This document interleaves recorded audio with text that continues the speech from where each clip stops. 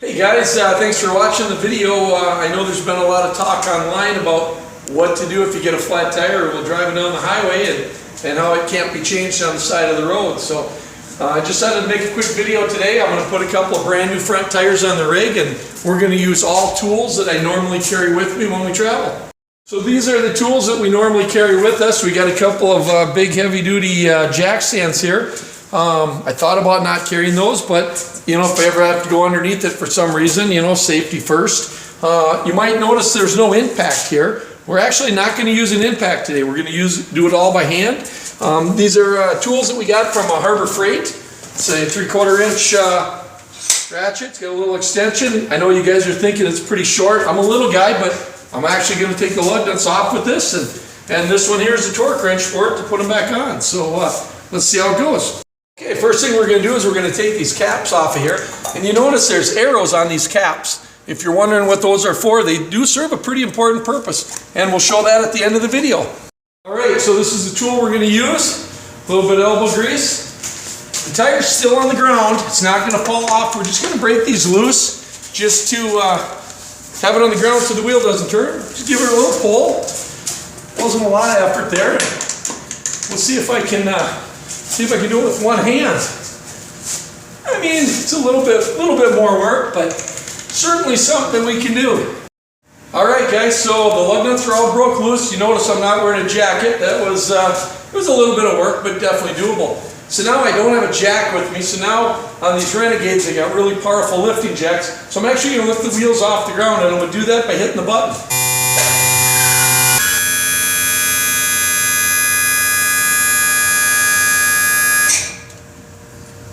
Alright, so at this point, it's pretty reliable with the jacks, but for a little extra safety, we're going to slide these jack stands underneath here. Alright, now the jacks got it off the ground, and we're going to pull these lug nuts off. So now we'll just put this little deal on and break them the rest of the way loose.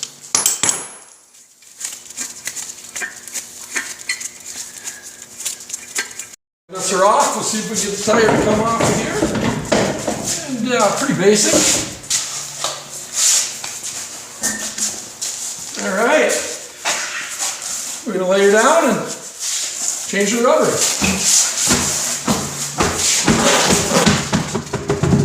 Got this little valve stem tool. It's pretty basic. I don't even know where I got it. I think it was like 99 cents at the hardware store.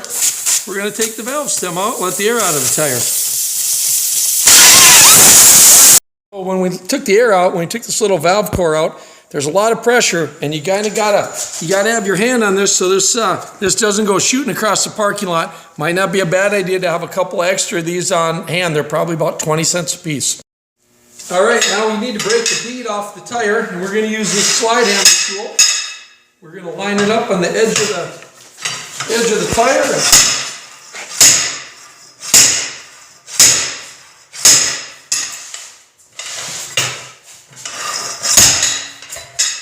There we go. All right, and that's what it takes to break half of the bead. Now we're going to flip it over. Now we got this cap on here we need to take off, so we're going to give it a little hit from the back side. And because this part of the rim is going to show, I'm going to lay it on like something to protect it, a little piece of styrofoam. All right, now we're going to pop the back side off. And we're down. Alright, so inside the tire there's a TPMI sensor. It transmits the tire pressure to the computer. It's important to know where that's at. And this is what it looks like. Okay, and that sensor's right here, and you see the valve stems here. Typically they line right up with the valve stem. Tire lube, this stuff you can buy pretty much anywhere, any Fleet Farm or anything. And we want to lube this up good so it slips right off of there. Our tool, and we're going to line this up so that that sensor goes in between.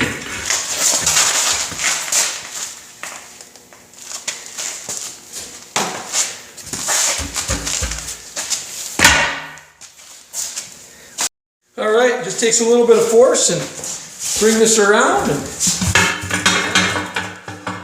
the next step is to get get the front side of the bead down here so the tool goes past it. Sometimes it's helpful, stick a couple boards or a campfire log or something on this side of the tire. Side.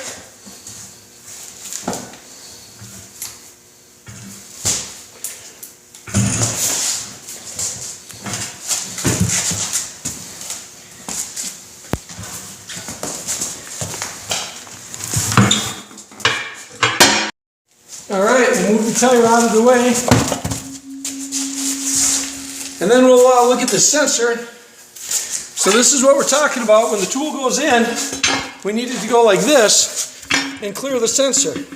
We definitely do not want to hit this sensor. Quick inspection. Looks like it's good. It's held on by a clamp and we can feel it's tight. You always want to check that when you get the tire off. Alright, now we're going to put some slime on the tire. One of the things we look at in this new tire is important to me because tires have a shelf life, is when was this tire made? It was made the 32nd week of last year.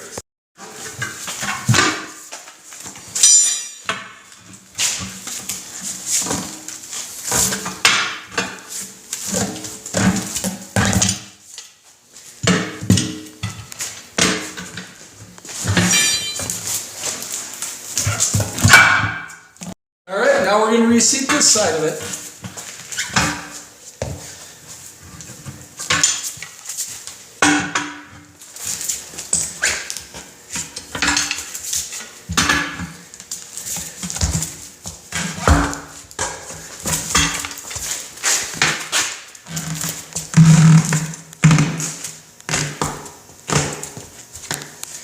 Almost there. Okay, we're ready to go. I'm going to lay the tire back down. It's heavy.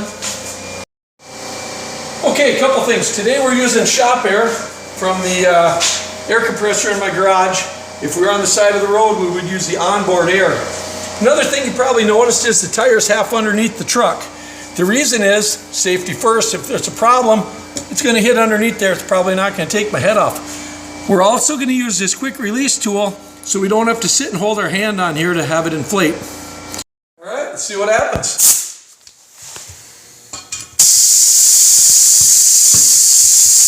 All right, we're leaking a little around the edge, so we're going to go to plan B. All right, just basically a standard cheetah blaster. We're going to fill it up and give her a blast of air.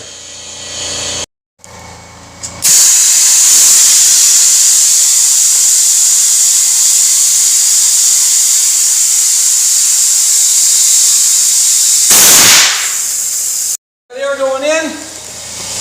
We're underneath the RV. You definitely don't want to put your finger in there. We're waiting for it to snap. Now we're going to put the valve core in. We get the valve core in. We're going to finish airing it up. We're going to set it to the proper pressure and reinstall it.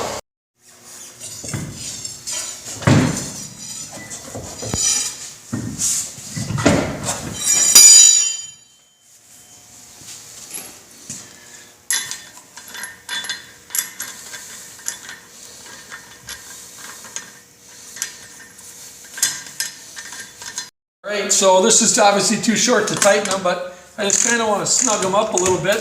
The tire's still off the ground. Now it's important when we tighten these, we don't want to start here and work our way around. We want to kind of move around on it a little bit. So we'll keep on going back and forth. Kind of like a star pattern. That becomes more important later on when we're actually torquing them down.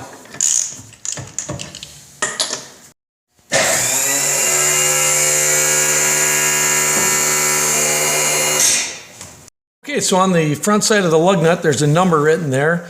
It says 450 to 500. So what that's asking for is the lug nut to be torqued to between 450 and 500.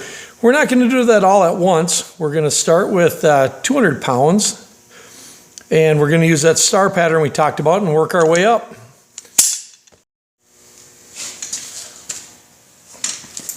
All right, we're just going to work our way around in kind of a star pattern here. We're going to bring them all up to 200, and then we're going to go 400, and then we're going to go 475. All right, so in the beginning of the video, I said I was going to explain the purpose of these little arrows. So lug nut torque is super important. It's important that we check these to make sure they don't come loose.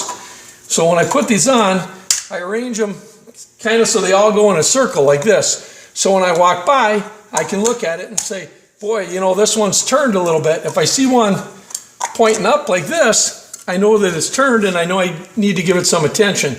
As long as they're all in a circle, I'm good to go. So when I bought the RV, I asked the salesman, I said, where the heck is a spare tire? And he told me two things. He said, number one, there's no place to put a spare. Number two, if you have a flat, you can't change it anyway. Well, I think I proved that theory wrong. If all I was doing was changing the spare tire, I wouldn't have to mess with the rubber. It'd be way easier. So this is where we keep the spare tire. Not at the greatest angle for the video because we're inside the shop. It's pretty heavy, so we got this four-wheeler winch up on the top of it. And if need be, we just lower it down and wheel it up there.